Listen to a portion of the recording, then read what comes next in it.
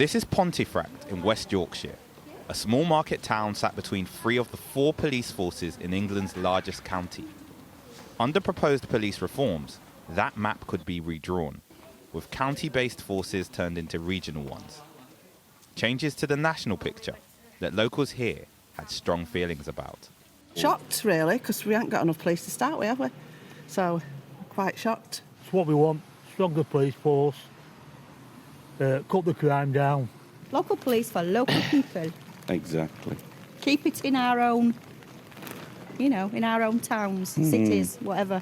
Britain's most senior police officer is calling for these sweeping changes. The current policing model is a tweaked and bastardised version of what was designed in a 1962 Royal Commission. It is so out of date for the challenges today.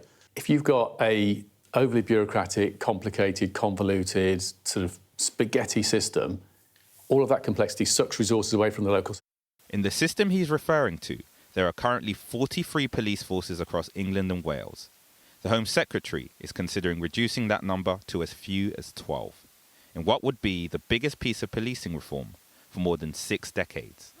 York and North Yorkshire's Deputy Mayor has policing in her portfolio.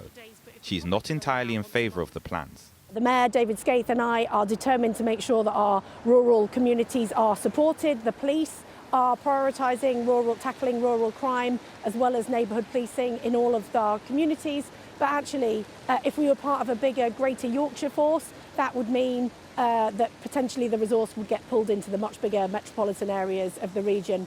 It also just has to work for every community, and my worry is that it just wouldn't. The idea behind reducing the number of forces would be to make law enforcement more efficient and cost-effective. But in places like Yorkshire, that could potentially mean merging forces made up of multiple towns, cities and villages, each with their own unique set of challenges and issues. But the government says reform is about the bigger picture and investing in new ways to fight modern crime. For communities across the country, that could mean changes to policing not seen in a generation. Shingi Marike, Sky News.